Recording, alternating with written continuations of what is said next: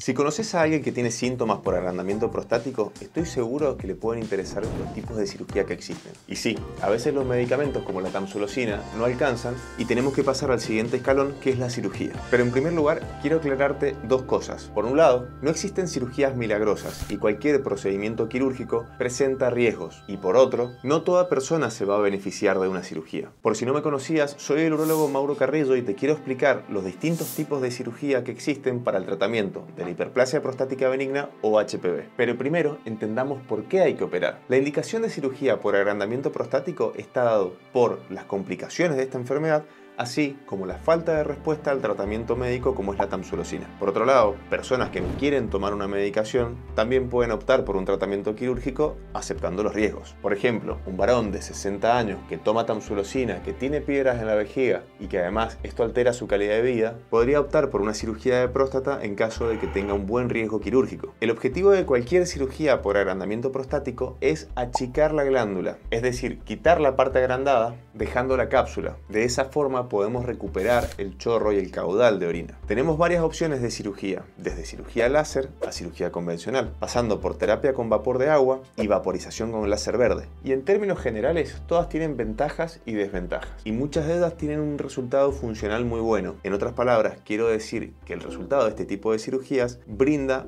un buen chorro de orina y un alivio de los síntomas. Pero no todas son iguales. La diferencia principal entre los distintos tipos de cirugía está en los costos del procedimiento, en lo difícil que es aprender a hacerlo y la más importante, que es en la tasa de complicaciones de ese procedimiento. Porque como te imaginas, no es lo mismo realizar un procedimiento láser endoscópico por adentro del pene que hacer una cirugía abierta en la cual hay que hacer una incisión y obviamente va a haber más sangrado e infección. Para que podamos entender mejor todos los tipos de cirugía, imaginemos a la próstata como una naranja. Esta naranja tiene una cáscara, que es la cápsula prostática, tiene una pulpa, que es el adenoma, y en el centro se encuentra la uretra, que cuando hay una hiperplasia prostática benigna se comprime, lo cual disminuye el chorro de orina. En todos los casos de cirugía por agrandamiento, el concepto es remover toda esa pulpa, es decir, todo el adenoma, dejando la cáscara de la naranja, mejor dicho, la cápsula prostática. Obviamente que la primera cirugía que se describió fue la convencional o abierta. Para hacerla hay que hacer una incisión debajo del ombligo de la persona y con el dedo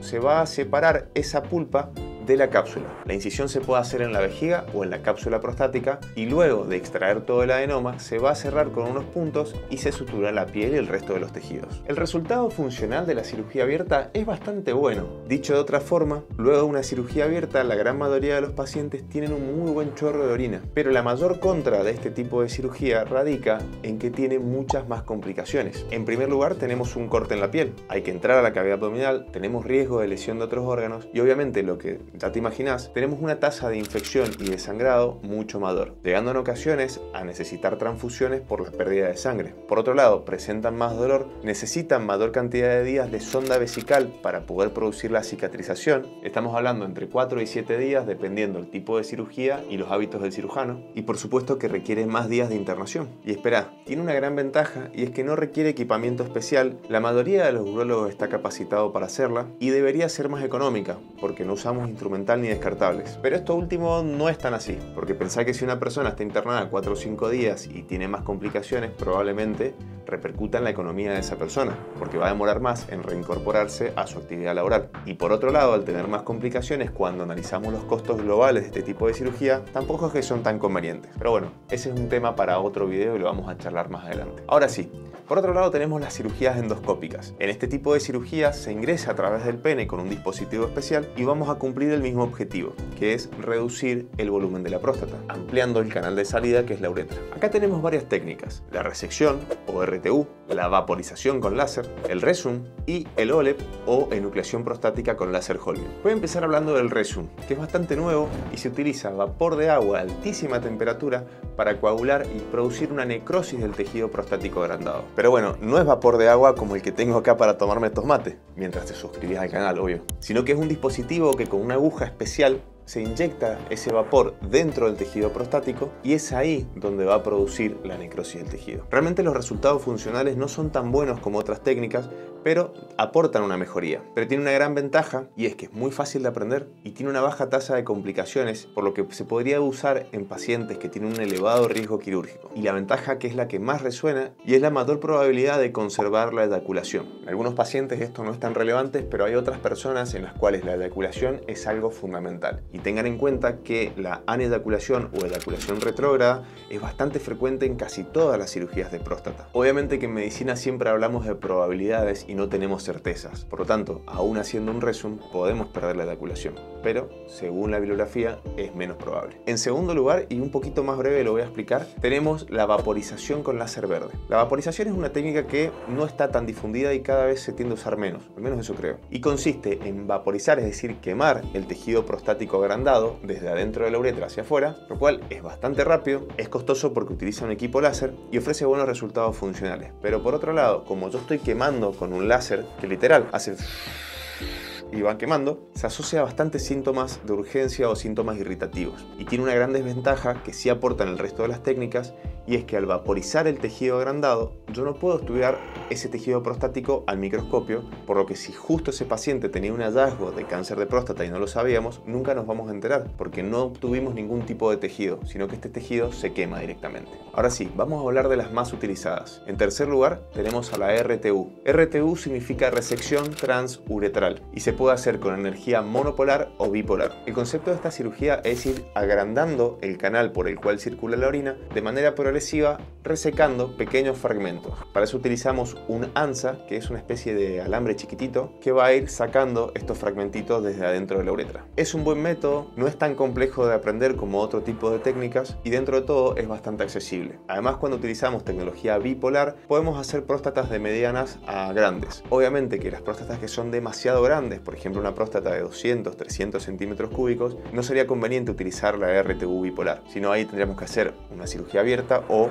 un OLEP. Y otra complicación, especialmente cuando se hace una RTU monopolar, y afortunadamente poco frecuente, pero es la hiponatremia, que se produce al reabsorberse el agua destilada que se utilizó para la irrigación de esa cirugía. Aunque es bastante poco frecuente y se asocia a tiempos prolongados de cirugía, esta es una complicación que puede llegar a ser muy seria y se produce por el uso de agua destilada en la RTU monopolar.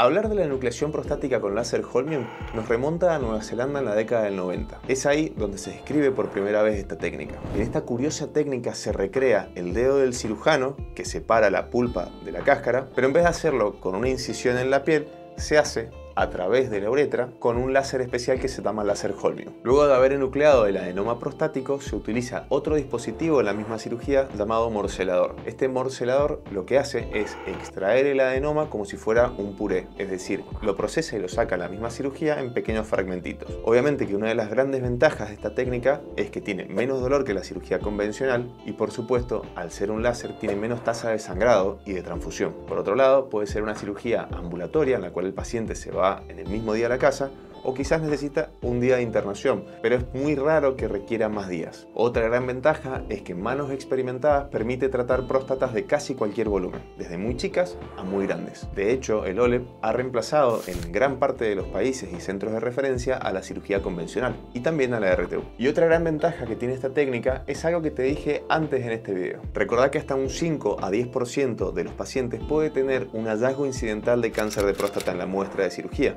y en la enucleación prostática, al obtener el tejido que se envía a anatomía patológica, podemos encontrar ese cáncer de próstata en los pocos pacientes que lo van a presentar. Pero recuerden que es un 5 o un 10% dependiendo de la serie de casos. Vuelvo a recordarte, este tipo de cirugía es para agrandamiento prostático, no es para cáncer. Pero cuando una persona se opera por un agrandamiento, a veces podemos encontrar un cáncer que no estaba diagnosticado. Y probablemente escuches muchas veces que es la última técnica, la más novedosa y es la última tecnología.